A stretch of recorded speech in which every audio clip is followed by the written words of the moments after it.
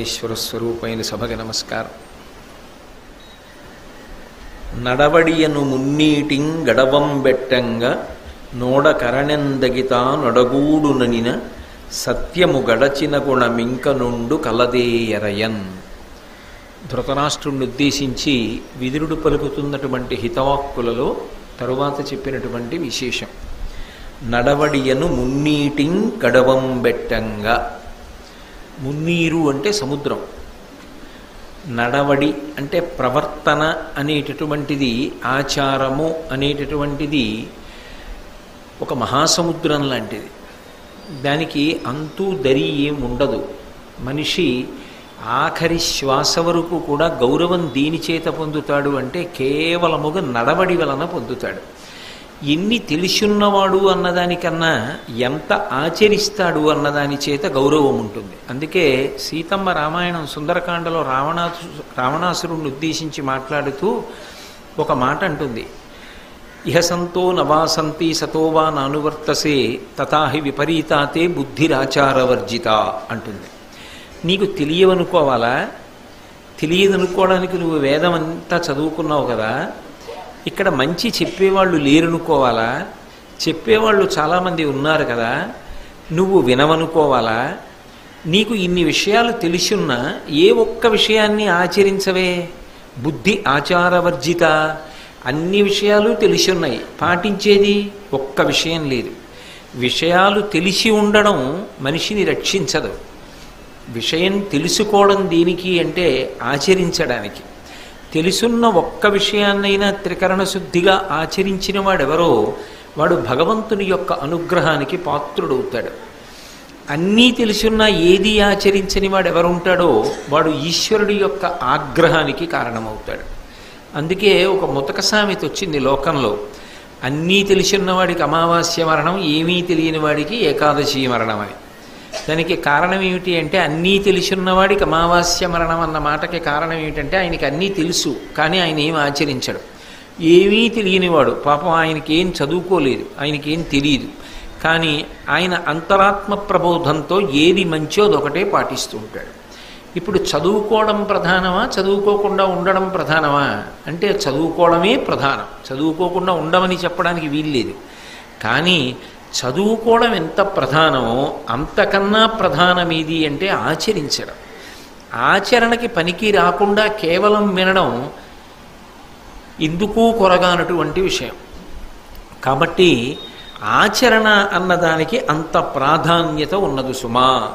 రాముడు శ్రీరామాయణంలో సీతమ్మతో మాట్లాడుతూ అయోధ్యకాండలో ఒక అద్భుతమైన మాట చెప్తాడు.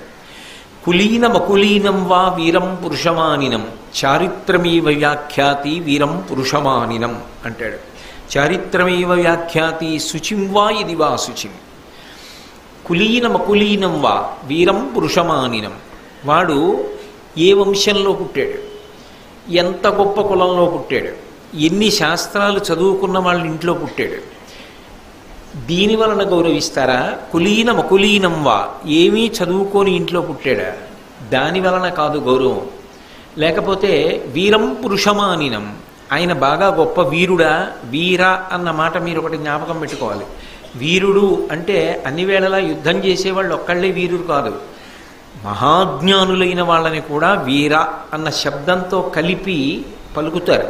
అందుకే మహావీరులైనటువంటి వాళ్ళకి మాత్రమే, అంటే జ్ఞానమునందు పరాక్రమమునందు కూడా అపారమైనటువంటి ఉన్నత స్థితి యందు ఉన్నటువంటి వాళ్ళ పూజలలో కొన్ని ప్రత్యేక పదార్థాలు వాడతారు. తమలపాకుతో పూజ ఒక్క స్వామి హనుమకే ఉంది. ఎందుకని అంటే పరాక్రమమునందు తిరుగులేదు, జ్ఞానమునందు తిరుగులేదు, రెండిటి యందు ఆయన సమున్నత స్థాయిలో ఉంటారు. అందుకే తమలపాకు పూజ అందుకుంటారు. అలాగే సింధూర పూజ, గణపతి అందుకుంటారు, ఆంజనేయ స్వామి అందుకుంటారు. ప్రాతస్మరామి గణనాథమనాథబంధుం సింధూరపూర పరిశోభిత గండయుగ్మం బుద్దండ విఘ్న పరిఖండన చండ దండమాఖండలాదిసురనాయక బృందవంద్యం అని. ఆ గండస్థలం సింధూరంతో అలదబడి ఉంటుంది విఘ్నేశ్వరుడికి. సింధూర పూజ అందుకుంటారు. కాబట్టి వీరం పురుషమానినం, ఆయన ఏ వంశంలో పుట్టాడు, ఆయన ఎంత గొప్ప జ్ఞానము కలిగినవాడు, ఎంత వీరుడు అన్నదానికన్నా కూడా చారిత్రమేవ వ్యాఖ్యాతి శుచిం వా యది వా శుచిం, ఆయన గౌరవించదగ్గవాడా కాదా అంటే ఏది ప్రమాణముగా తీసుకోవాలి? చారిత్రమేవ వ్యాఖ్యాతి. చారిత్రము అంటే నడవడి, నడవడి అంటే అనుష్ఠాన పర్యంతములోనికి వచ్చినటువంటి ఆచారం. తెలుసుకున్న విషయాన్ని ఆయన ఎంతవరకు ఆచరణ చేస్తూ ఉంటాడు, ఆ ఆచారమునందు పాటించగలిగితే, విషయాన్ని అనుష్ఠానంలోకి తీసుకురాగలిగితే అటువంటి వాడు సర్వకాలములయందు సర్వదేశములయందు కీర్తికి పూజనీయతకి అర్హతని పొందుతాడు, పూజింపబడడానికి అర్హతని పొందుతాడు. కాబట్టి కులీనమకులీనం వా వీరం పురుషమానినం చారిత్రమేవ వ్యాఖ్యాతి శుచిం వా యది వా శుచిం అంటాడు రాముడు.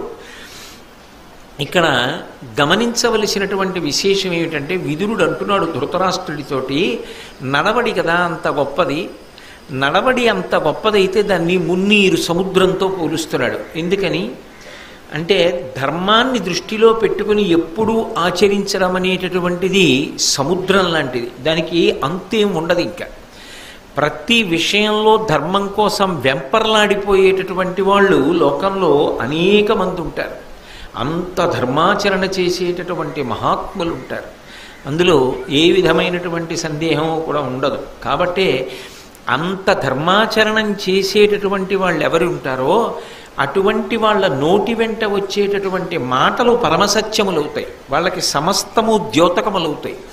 కాబట్టి ధర్మాచరణము అంత శక్తివంతమైనది. ఈ ధర్మాచరణము మున్నీరైతే, సముద్రమైతే, ఆ నడవడి అన్నది ఎంత కష్టం.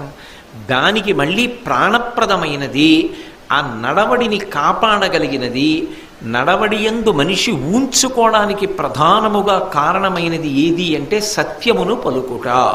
కాబట్టే నడవడియను మున్నీటం గడవం బెట్టంగా ఓడకరణెందగితానొడగూడు ననిన సత్యము గడచిన గుణమింక నుండు కలదేరయం.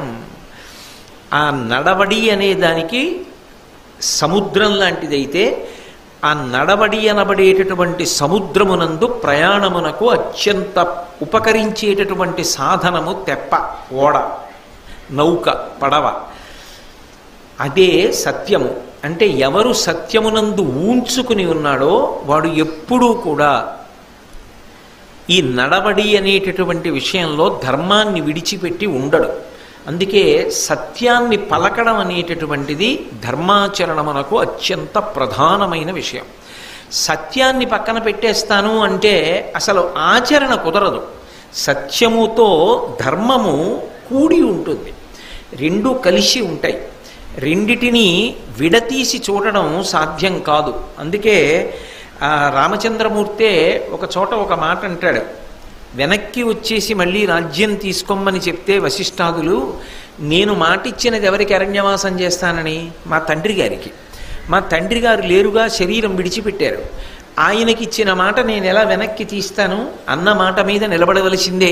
సత్యమేవేశ్వరో లోకే సత్యం పద్మాశ్రితా సదా సత్యమూలాని సర్వాణి సత్యాన్నాస్తి పరమం పదం అంటాడు. సత్యమేవేశ్వరో లోకే సత్యం పద్మాశ్రితా సదా, సత్యమే ఈశ్వరుడు. ఆ సత్యమును ఆశ్రయించి లక్ష్మీదేవి ఉంటుంది. సత్యమును పలికేటటువంటి వాడెవరు ఉంటాడో వాడిని ఎప్పుడూ లక్ష్మి విడిచిపెట్టదు, ఆ తల్లి అనుగ్రహం ఉంటుంది. సత్యం పద్మాశ్రితా సదా సత్యమూలాని సర్వాణి, సర్వము సత్యమును ఆశ్రయించి ఉన్నాయి. సత్యాన్నాస్తి పరమం పదం, సత్యము కన్నా పరమపదము లోకమునందు ఇంకొకటి లేదు. కాబట్టి సత్యమును పట్టుకోకపోతే ఆచరణ కూడా పోతుంది వెంటనే. ఎందుకని అంటే మీరు ఒకటి ఆలోచించండి, నేను ఇది ఎవడు చేస్తాడలేదు అనిపించింది అనుకోండి, అప్పుడు నేను ఏం చెయ్యాలి? ఇది ఇలా చేయకపోయినా పర్వాలేదండి అనాలి. అంటే ఇప్పుడు అసత్యమును ఆశ్రయించి ఆచారము భ్రష్టమైపోతుందా లేదా? కాదండి ఇది ఇలాగే చెయ్యాలి అన్నాను అనుకోండి, అప్పుడు రెండు విషయములు అందులో ఉంటాయి, మీరు బాగా గమనించవలసి ఉంటుంది సుమా. ఒకటి ధైర్యము, రెండు అది అలా పాటించడం విషయంలో ఆయనకి సందేహం లేదు, అంటే వదిలిపెట్టడం. ధైర్యం ఎందుకు అంటే చెప్పేటప్పుడు శాస్త్రాన్ని దృష్టిలో పెట్టుకుని చెప్పాలి తప్ప అడిగిన వారిని దృష్టిలో పెట్టుకుని చెప్పకూడదు. ఎప్పుడు దానికి ధైర్యం కావాలి. ఎందుకని అంటారేమో, ఒక్కొక్కసారి చాలా పెద్దలైన వారు ఒక విషయం అడిగారనుకోండి, ఇది ఇలా చెయ్యాలా అండి అన్నారు. పర్వాలేదండి, చేయకపోయినా పర్వాలేదు అన్నారనుకోండి. ఎందుకు అలాగే చెయ్యాలండి అంటే ఆయన ఏమైనా బాధపడతారేమోనని, అక్కర్లేదండి అన్నారనుకోండి. ఇప్పుడు ఆయనకేమీ దోషం రాదు, మీకు దోషం వస్తుంది. ఎందుకని? మీరు చెప్పిన అసత్యము వలన ఆయన ఆచారం పోయింది, ఆయన ఆచరణ పోయింది. ఎందుకని? ఆయన నమ్మాడు మిమ్మల్ని. మీరు చెప్పింది సత్యమని, మీరు అసత్యం చెప్పరని, మీరు చెప్పిన దాన్ని బట్టి తాను నడవచ్చని ఆయన అనుకున్నాడు. ఇప్పుడు మీ అసత్యము వలన అవతలవాడి ఆచారం పోయిందా? మీరు ఎప్పుడైతే ధైర్యం లేకుండా పోయి అసత్యం చెప్పారో మీ ఆచారం పోయిందా? మీరు చెప్పవలసింది చెప్పడం పోయిందా? మీ ఆచారము భ్రష్టమైంది, అవతల వారి ఆచారము భ్రష్టమైంది. ఆచారము భ్రష్టమైన నాడు ధర్మము భ్రష్టమైపోయింది.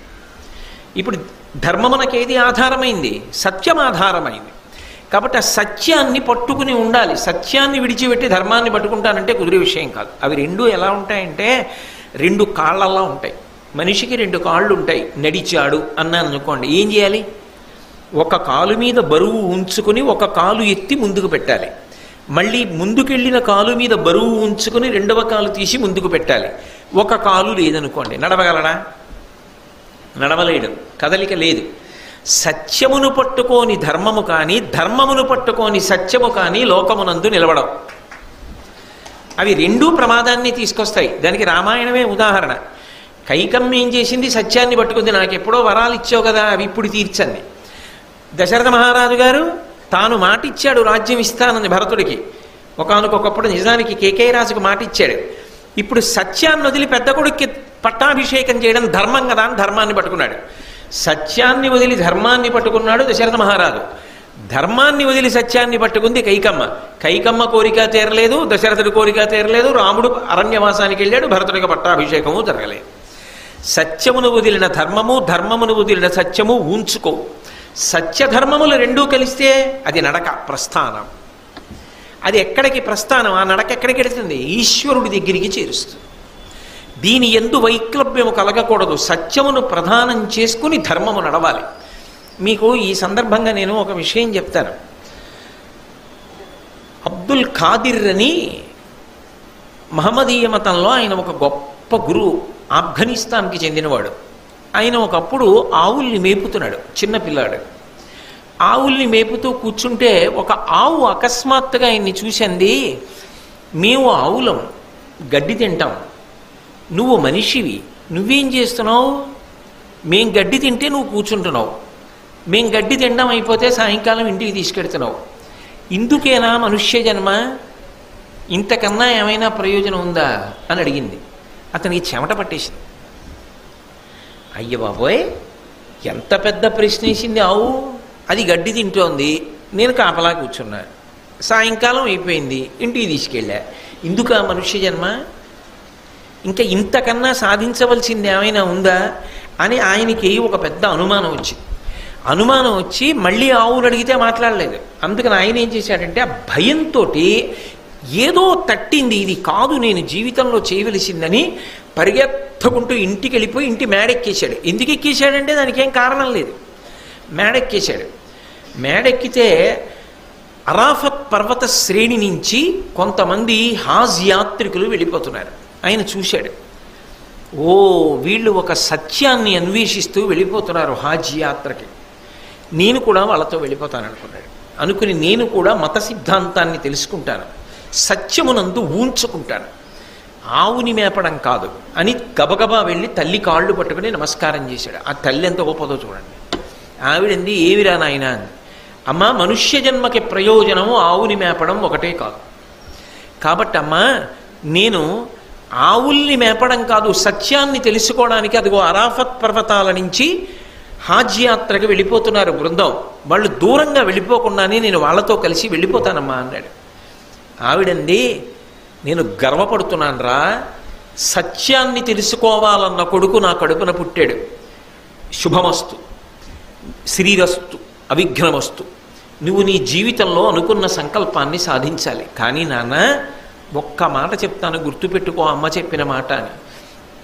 నువ్వు ఏ ధర్మాన్ని పట్టుకోవాలనుకుంటున్నావో, ఏ భక్తిని పట్టుకోవాలనుకుంటున్నావో, ఏ గురువుని పట్టుకోవాలనుకుంటున్నావో, గురువు చెప్పినది ఏది ఆచరించి ఈశ్వరుణ్ణి చేరాలనుకుంటున్నావో దానికి ప్రధానము సత్యము సుమా.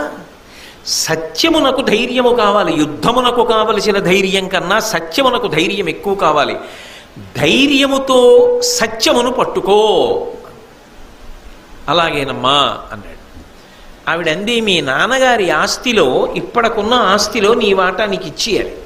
మీ నాన్న వచ్చే వరకు కూడా నీ నాగమన్నం. ఇంత గొప్ప కోరిక పుట్టింది, నీ వీగిపోవడానికి వీల్లేదు, వెళ్ళిపో, వెళ్ళిరా అనలేదు.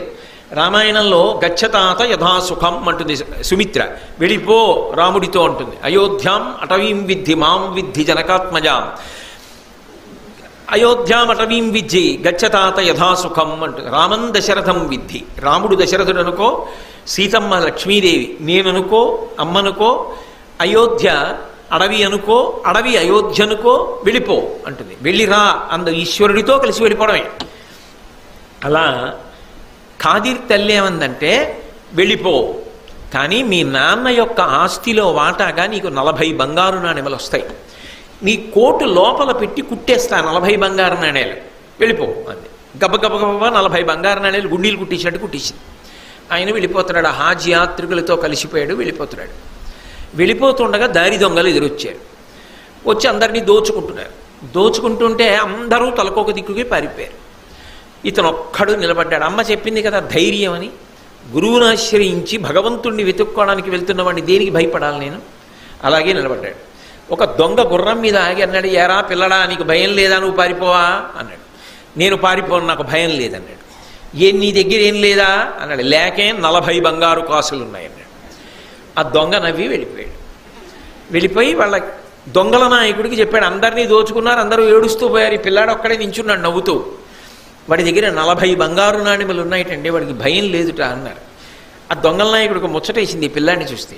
గబగబా గుర్రం మీద వచ్చి, ఎరా నీ దగ్గర 40 బంగారు నాణెములు ఉన్నాయా అన్నాడు. ఉన్నాయన్నాడు. ఏవిరా అన్నాడు. కోటిల విప్పి చూపించాడు. ఇగో బంగారు నాణెములు అన్నాడు. ఉరే మేము దొంగలనరా, అందరివి దోచుకోవాలా, పారిపోవాలి, లేవని చెప్పాలి, ఉన్నాయని కోటెత్తి చూపించేవిట్రా 40 బంగారు నాణెములు అన్నాడు. ఆయన అన్నాడు, సత్యము చెప్పడానికి ధైర్యము కావాలని మా అమ్మ చెప్పింది. నువ్వు దొంగవైతే బంగారు నాణెములు దోచుకుంటావు, అంతకన్నా ఏం చేస్తావు? సత్యము చెప్పడానికి ధైర్యంతో నిలబడతాను తప్ప నీ దగ్గర 40 బంగారు కాసులు పోగొట్టుకోవడానికి పిరికితనాన్ని పొందను.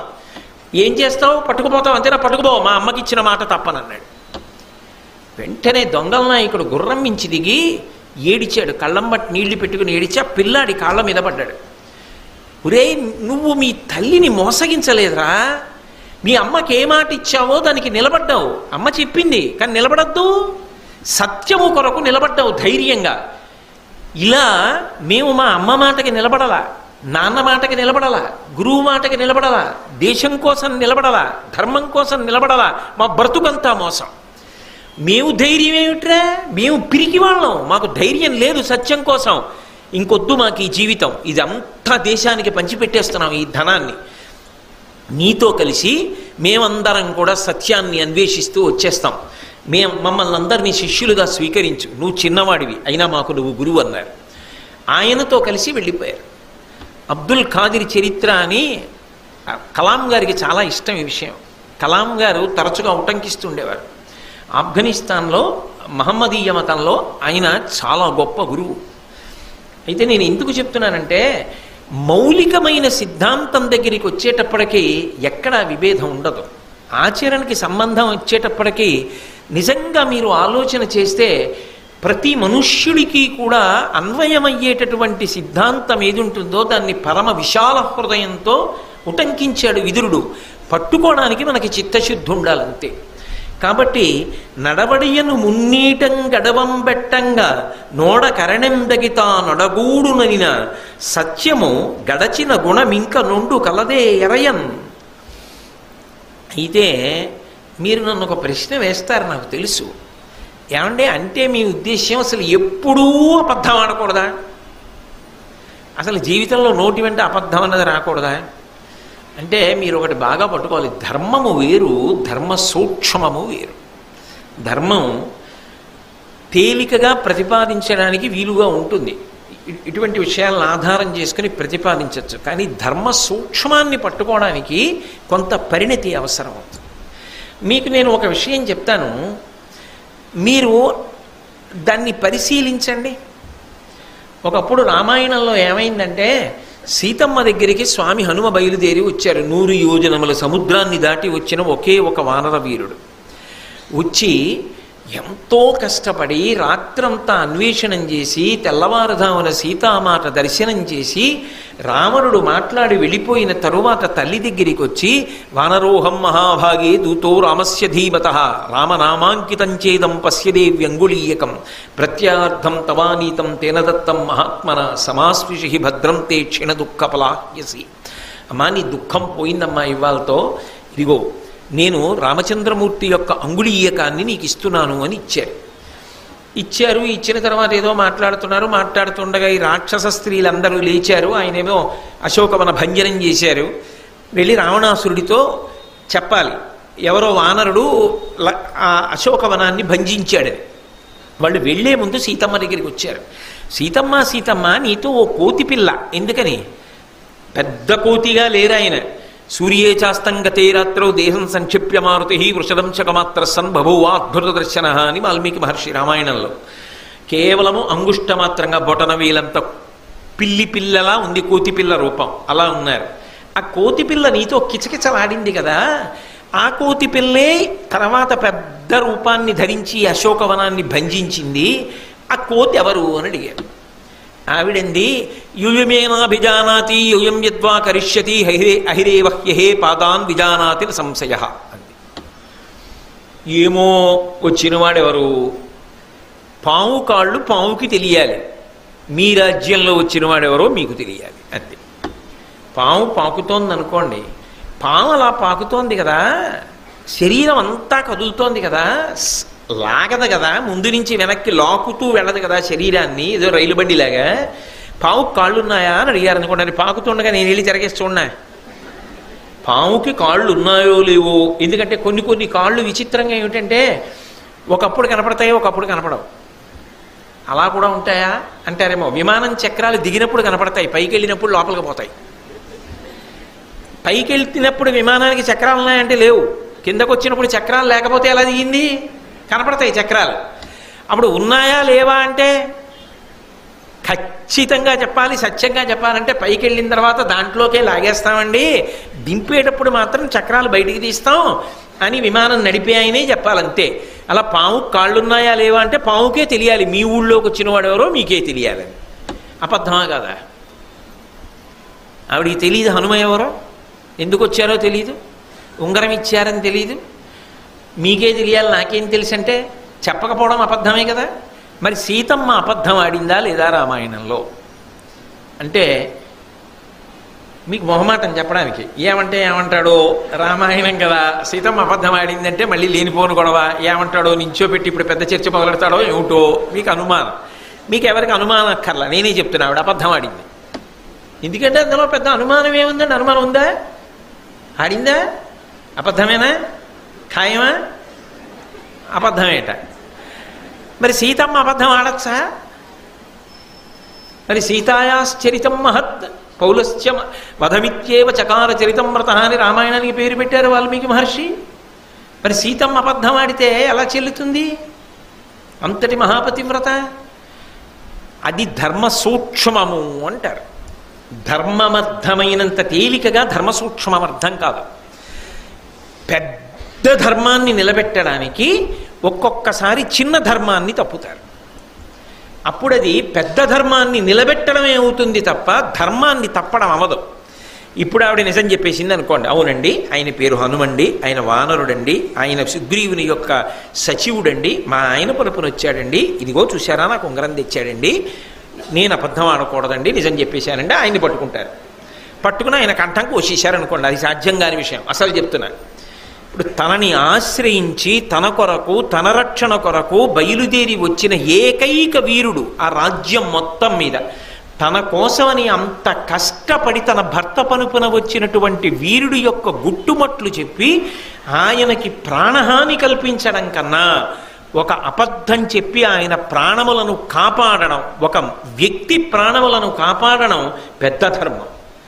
అందుకే ప్రాణములను నిలబెట్టడం అనే పెద్ద ధర్మాన్ని నిలబెట్టడానికి అబద్ధం ఓ చిన్న అధర్మాన్ని చేసినా అది అధర్మం కిందకి రాదు, అసత్యం కిందకి రాదు, సత్యం కిందకి వెళ్ళిపోతుంది. అది ధర్మ సూక్ష్మం. పోని ఇక్కడంటే హనుమానుడికి ఉపకారం చేశారు. ఆవిడికి ఉపకారం చేశారు కాబట్టి ఆవిడ చెప్పారేమోనండి అంటారేమో. దేవీ భాగవతంలో ఇంకో విశేషం ఉంది. నేను ఇప్పుడు మొత్తం ఉపాఖ్యానం చెప్పడం కుదరదు, కానీ సత్య తపస్సుడు అని పిలిచేవారు ఒక ఆయన్ని. ఆయనకి ఏమీ రాదు నిజానికి. ఆయన ఓ రోజున చిన్న పాకలో కూర్చున్నాడు.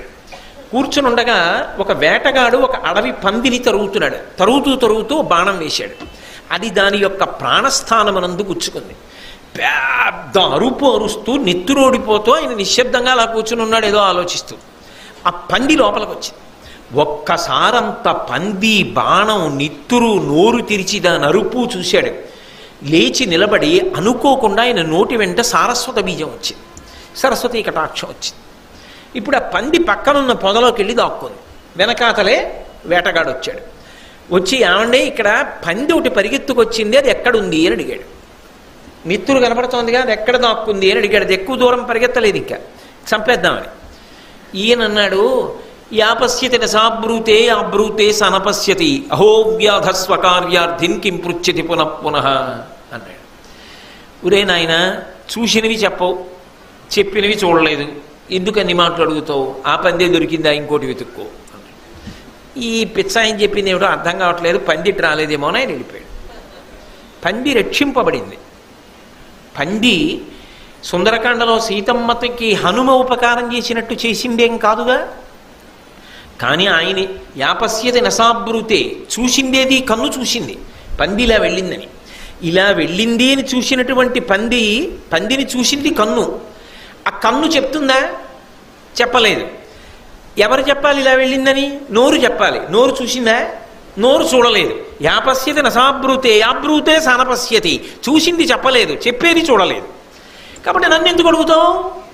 కిం పృచ్యతి పునః, ఎందుకురా అన్ని మాటలు నన్ను అడుగుతావు? ఇంకో పందిని వెతుక్కో అన్నాడు. ఆయన వెళ్ళిపోయాడు. అంటే ఇప్పుడు అసత్యం చెప్పాడా, సత్యం చెప్పాడా? అంటే పైకి సత్యమే చెప్పినా అసలు తెలిసినది మాత్రం చెప్పలేదంటే అసత్యం చెప్పాడు.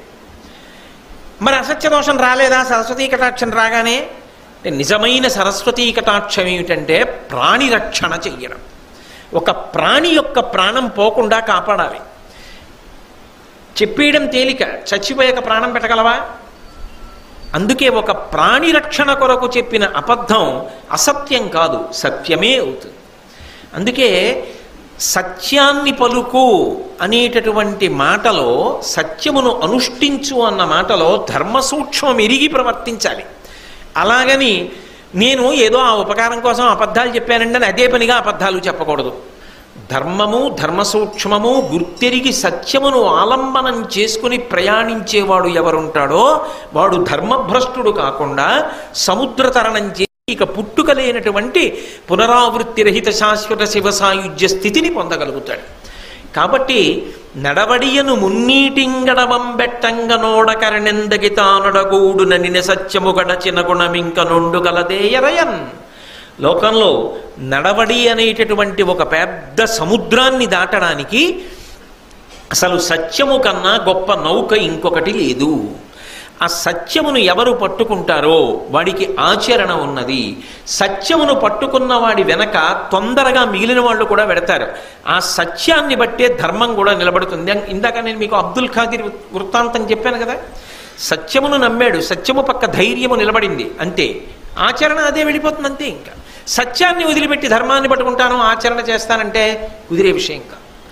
అందుకే సత్యమును పలుకు. బాగుంది కానండి, మీరన్నీ ఇలాంటి మాటలే చెప్తుంటారు, విదురుడు చెప్తుంటాడు.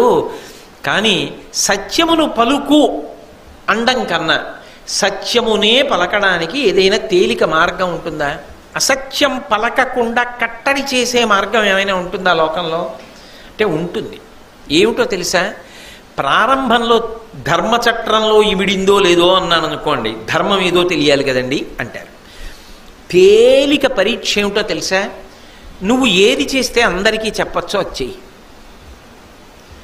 నేను చేసిన పని ఎవ్వరికీ చెప్పలేను అనుకోండి, అది ఎవరితో పంచుకోలేను, అది పరమరహస్యంగా చేస్తాను. అది నేను చేశాను అని ఎట్టి పరిస్థితుల్లో ఎవరికీ చెప్పుకోలేను. అది బయటికి వచ్చిందనుకోండి, నాకేం సంబంధం లేదంటే బుకాయించే ప్రయత్నం చేస్తాను. అదే అసత్యం నువ్వు ఆడింది. అంతే పరీక్ష. నువ్వు అలా బుకాయించవలసిన పని చేయక అసలు. అప్పుడు ఇంకా ఆ మాలంతా ఎందుకు, ఆ అబద్ధాల మాల ఎందుకు అసలు నీకు? నువ్వు ఏ పని చేస్తావో ఆ పని 10 మందితో చెప్పగలిగేది చెయ్యి. నేను అన్నం తిన్నాను, ఏమిటవుతుంది? ఎక్కడికి వెళ్ళారండి? భోజనానికి వెళ్ళి వచ్చానండి. ఏం చేశారు? ఒక అరగంట పడుకుని లేచి వచ్చానండి. అది చెప్పడానికి ఏమైనా తప్పైన విషయమా? ఏది చెప్పలేవు నువ్వు, అది నాకెందుకు, అది చేయకు చాలు. ఏది నువ్వు ఇంకొకటికి చెప్పలేవో అది చెయ్యవద్దు. ఏది చెప్పలేవు? చటుక్కున ఎదురుగుండా ఇంట్లో తలుపులు తీసుండి ఎదురుగుండా ఇల్లాలు కింద కూరలు కొనుక్కోవడానికి వెడితే ఆ ఇంట్లోకి వెళ్ళి ఆవిడ అక్కడ పెట్టుకున్న ఏ గొలుసో పట్టుకొచ్చేసావు అనుకో, అది చెప్పలేవు ఎవరికి. అది నువ్వు మళ్ళీ ఏ కార్యాలయానికో వెళ్ళి ఎదురింట్లోంచి గొలుసట్టుకు వచ్చానండి ఇవాళ, అందుకే ఓ 10 నిమిషాలు లేట్ అయింది అనగలవా? పోనీ ఆ విషయం సభలో చెప్పగలవా? పోనీ ఆ గొలుసు శ్రావణ శుక్రవారం నాడు వేసుకుని అందరికీ చూపించగలవా? అంటే ఏది నువ్వు 10 మందితో పంచుకోలేవో, సాధారణ స్థితిలో నేను మాట్లాడుతున్నది, ఏది నువ్వు 10 మందితో చెప్పలేవో అది నువ్వు చెయ్యకో. దానిని బట్టి సత్యం ఆధారపడి ఉంటుంది. ఆ తర్వాత ధర్మము దాని ఎందు వచ్చేస్తుందా నీకు తెలియకుండానే అందులోకి ధర్మం వచ్చేస్తుంది. ఎందుకో తెలుసా? 10 మందితో చెప్పకుండా చేసేది ఏదో అది సాధారణంగా అధర్మం అయి ఉంటుంది. మీరు ఆలోచించండి. మీరు ఏది చెప్పుకోలేరో అది అధర్మం. అది ఆఖరికి ఏమవుతుందో తెలుసా? మీ పెద్దరికాన్ని కూడా కాల్చేస్తుంది. ఎందుకంటే ప్రత్యాయాంతికతా పునర్న దివసా కాలో జగద్భక్షక లక్ష్మీస్తోయ తరంగ భంగ చపలా విద్యుచ్చలం జీవితం తస్మాన్ మాం శరణాగతిం కరుణయా త్వం రక్ష రక్షాధున. నేను ధర్మాన్ని విడిచిపెట్టి కోట్లు సంపాదించేశాననుకోండి, బోలెడంత సంపాదించాను, వృద్ధాప్యం వచ్చింది, 70 ఏళ్ళు వచ్చాయి, పడుకున్నాను. ఓ 16 ఏళ్ళు వచ్చేనో వాడో 20 ఏళ్ళు వచ్చినవాడో మనవాడు వచ్చి దగ్గరికి వచ్చినాయి, తాతగారు మీరు చేసిన ఉద్యోగం ఇది కదా తాతగారు, మీకు నెలకు వస్తే ఓ 70-80 వేలు రావాలి కదా, ఇన్ని కోట్ల ఆస్తి ఎలా సంపాదించారు తాతగారు, నాకు చెప్పండి, అలా సంపాదించాలనుంది, మీ దగ్గర వాటా వద్దు అన్నాడు అనుకోండి, ఏం చెప్తావు? చెప్తావా? చెప్పగలవా? అప్పుడు బ్రతికి 100 మాటలు చచ్చినట్టు. కాబట్టి చెయ్యకు. ఏది పంచుకోలేవో, ఏది 10 మందికి చెప్పలేవో దానిని చేయవద్దు. నేను ఏది చేశానో అది ఎవరికైనా చెప్పగలను అంటే దాని అర్థం ఏంటి? నేను సత్యధర్మముల యందే నిలబడి ఉన్నాను, దానికి దూరంగా జరక్కు. ఏది ఏమైపోని దానికి దూరంగా మాత్రం జరక్కు జీవితంలో. అది తేలిక మార్గం. సత్యమునందు ధర్మమునందు ఊంచుకోవడానికి అది మార్గం. నిజానికి ఇది ఎక్కడ ప్రారంభం అవ్వాలి అంటే పిల్లల దగ్గర ప్రారంభం అవ్వాలి. మీరు ఒకటి బాగా ఆలోచించండి. భగవంతుని యొక్క తత్వమునందు సహజంగా ఏముంటుందంటే సత్యమును మాట్లాడడము మాత్రమే తెలుస్తుంది తప్ప అసత్యం పలకడం ముందు తెలియదు. అసత్యం ఎందుకు పలకడం మొదలు పెడతాడంటే వాతావరణ ప్రభావము చేత అసత్యము పలకడం అలవాటు అవుతుంది. నేను మీకు ఒక ఉదాహరణ చెప్తాను. నేను విశాఖపట్నంలో ఉండి ఉద్యోగం చేసుకుంటున్న రోజుల్లో, అప్పటికి ఇంకా నాకు పెళ్లి కూడా అవ్వలేదు, ఆ రోజుల్లో నేను ఉంటున్న ఇంటి వాటా పక్క ఇంట్లో ఓ చిన్న పిల్ల ఉండేది. ఓ 8 ఏళ్ళో 7 ఏళ్ళో ఉంటాయేమో ఆ పిల్లకి. నేను ఇంటికి వచ్చేటప్పటికి సాయంకాలం కార్యాలయం నుంచి ఆ పాప కూడాను మామయ్య మామయ్య అంటూ నాతో వచ్చేది, లోపలికి వచ్చేది. మా అమ్మగారు నాకు దానికి కూడా తాగడానికి కసిన పాలు ఇచ్చేవారు. ఒక రోజున నేను పాలు తాగుతున్నాను, దాని పాల గ్లాసు పడిపోయింది. పడిపోతే నేనన్నాను, అమ్మ దీని పాల గ్లాసు పడిపోయిందమ్మా, ఇంకొంచెం పాలు దీనికి అన్నాను. అదండి మామయ్య పాల గ్లాసు పడిపోలేదు, నేను పడేశాను అంది. నాకు మతిపోయింది. నేనైతే ఏమంటాను, పాల గ్లాసు పడిపోయిందంటాను. పాల గ్లాసు పడిపోతున్నా, ఎందుకు పడిపోతుంది? అది పడిపోలేదు, నేను పడేశాను. కానీ అబద్ధం అన్నది ఎంత జీర్ణమైపోయి ఉంటుందంటే వయస్సుతో పాటు. నేనే చెయ్యి జార్చుకున్నాను, గ్లాసు అనలేను. మంచినీళ్ళు పడిపోయాయా అంటాను. మంచినీళ్ళు ఎందుకు పడిపోతాయి? పడిపోతాయా? అవేం పడిపోవు, నేనే పడేశాను. మంచి పొరపాటున నా చెయ్యి తగిలి పడిపోయింది, నేనే గ్లాస్ పడేసింది అనగలనా? సాధ్యమా? అంటే అంత బాగా జీర్ణమైపోతుంది అబద్ధం. ఆ వాతావరణంలో పిల్లలు ఏమైపోతారంటే వాళ్ళకి కూడా అలవాటైపోతుంది. అందుకే పిల్లలు అబద్ధం ఆడకుండా సత్యధర్మముల యందు ఉంచుకోవాలి అంటే వాళ్ళకి తేలిక మార్గం ఏమిటంటే, నువ్వు ఏది చేసినా దాపరికం లేకుండా అందరికీ చెప్పగలిగినటువంటి పని మాత్రమే చెయ్యి. అలా ఏది చెప్పుకోలేవో అది చెయ్యవద్దు. ఎందుకో తెలుసా? ఒక అబద్ధంతో మొదలవుతుంది ముందు, ఆ తర్వాత దాన్ని కాపాడుకోవడానికి 1000 అబద్ధాలు ఆడాలి. ఇన్ని అబద్ధాలు ఆడినా సత్యం మాత్రం పైకి ప్రకాశిస్తుంది. అందుకే దాని జోలికి వెళ్ళకు అని మీరు చిన్న చిన్న కథలతో మంచి మాటలు చెప్పారనుకోండి, వాళ్ళు ఊంచుకుంటారు సత్యధర్మములయ్యది. అది మనిషి జీవితానికి సంబంధించినదండి. భార్య కూడా నమ్మదు భర్తని, అదే పనిగా అబద్ధాలు ఆడేవాడిని ఆవిడ మాత్రం ఏమని నమ్ముతుంది? మనిషిని మనిషి దేనికి నమ్మడు అంటే అబద్ధం ఆడేటటువంటి వాడిని నమ్మడం. నిజం చెప్పడం ఒక్కటే అలవాటైందనుకోండి, ఆయన ప్రాణం పోయినా అలా చెప్పరండి, ఖచ్చితంగా అలాగే ఉండుంటుంది. ఆయన అన్నారంటే అంతే, అది సత్యం. అది మనిషి జీవితం అంటే. అలా అనిపించుకోగలగాలి. ఆయన అలా అబద్ధం ఆడరండి. ఆయన ఏదైనా చెప్పారంటే ఉన్నది ఉన్నట్టు చెప్తారంతే. అంతేగాని అబద్ధాలు ఆడడం అసలు ఆయనకి అలవాటు లేదు. అనిపించుకోవాలి. ఎవరనాలి? చెప్పినవాడు కాదు, శత్రువు అనాలి. అది గొప్ప. ఇప్పుడు నన్ను నమ్మినవాడు అనడం గొప్పే ఉందండి, ఆయన అబద్ధం ఆడరండి అంటారు. నా శత్రువు అనాలి, ఆయన అబద్ధం మాత్రం ఆడండోయ్, అది నాకు తెలుసు అనాలి. అది జన్మ అంటే. ధర్మరాజు విషయంలో శకుని అంటాడు ఆ మాట, వాళ్ళు అబద్ధం ఆడరంటాడు. దుర్యోధనుడు అంటాడు, నాకు తెలుసు వాళ్ళు అబద్ధం ఆడరు. ఇది ధర్మరాజు కానీ అంటే అజ్ఞాతవాసం అయిపోయిందని సత్యమే అంటాడు. అంటే ప్రాణం పోయినా అబద్ధం ఆడరు కొంతమంది. అదే వాళ్ళ కీర్తి, అదే వాళ్ళని చిట్ట చివరికి ఉన్నత లోకాలకి తీసుకెడుతుంది. వాళ్ళు ఎప్పుడు వెళ్ళిపోనివ్వండి ఈ లోకం నుంచి, వాళ్ళ కీర్తి మాత్రం శాశ్వతంగా ఉండిపోతుంది.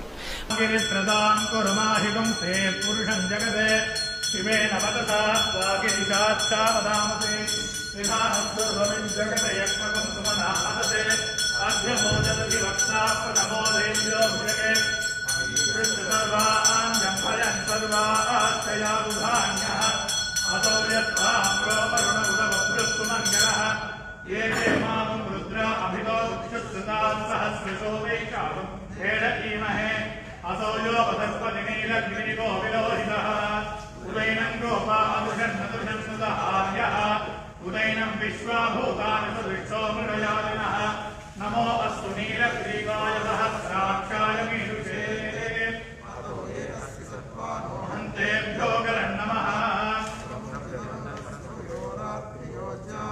యాస్త దేహస్తైషవపరాదా భగవోవప అవదత్తి ధనస్వగం సహస్రాక్షరతే సుఖే నిజేయసజానాముఖా శివోన సుమనాభవ వేద్యం ధనఃకవర్తినో విశల్యో బాణవాగం ఉత అనేషన్నస్యేషవ ఆహురస్య నిషంకతి యాదేహే ధర్మీడుష్కమహస్తే బభూవ వేదనో తయాస్మాన్ విశ్వదస్వమయక్ష్మయా పరిభుజ నమస్తే అస్వాయుధాయానాదదాయ శిక్షణే ఉవాభ్యామతతే నమో బాహుభ్యాం తవ ధన్మనే పరితే ధన్మనో హేతిరత్నాం వృణక్తు విశ్వదః అఘోరేషు ధిస్తవాదే అస్మన్నిదేహితం నమస్తే అస్తు భగవత్ విశ్వేశ్వర మహా